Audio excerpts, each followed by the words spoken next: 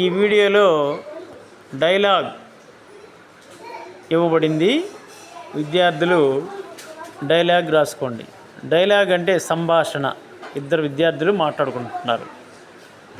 Subject తుఫాను గురించి. Kamala, hello Gopi, how do you do? Gopi, I am doing well. Kamala, do you hear the news about cyclone? Cyclone గురించి, తుఫాను గురించి నీవు విన్నావా? Gopi, yes, the name of the cyclone is Montha. అవును, తుఫాను పేరు Montha. Which is the place of crossing on the land? తుఫాను భూమి మీదకి వచ్చేటప్పటికి ఎక్కడ క్రాస్ అవుతుంది? Gopi, Vizag of Visakhapatnam district. Kamala, how much does the loss of wealth estimated in AP? ఆంధ్రప్రదేశ్లో తుఫాను వల్ల, మంతా తుఫాను వల్ల జరిగిన నష్టాన్ని ప్రభుత్వం వారు అంచనా ఎంతకు వేశారు? Near 1000 crores of rupees of paddy loss. వరి యొక్క నష్టము 1000 కోట్ల రూపాయల నష్టాన్ని అంచనా వేశారు. ఇది డైలాగ్ని ఎలా రాయాలనేది మోడల్గా మీకు ఒక వీడియోలో ఈ డైలాగ్ రైటింగ్ ఇచ్చాము. విద్యార్థులు ఈ డైలాగ్ని ప్రాక్టీస్ చేస్తారని కోరుకుంటున్నాం.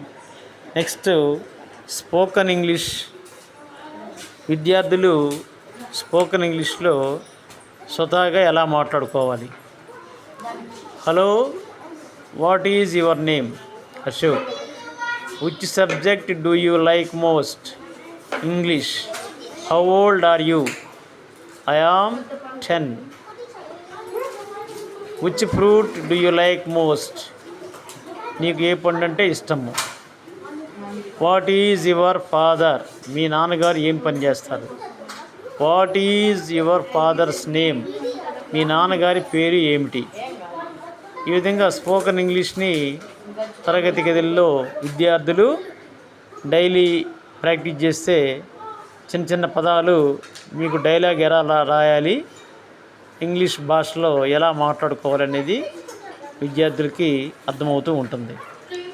సో స్పోకన్ ఇంగ్లీష్ సంబంధించి కొన్ని వీడియోలు ఇస్తుంటాము. మీరు ఈ ఛానల్ని లైక్, షేర్ అండ్ సబ్స్క్రైబ్.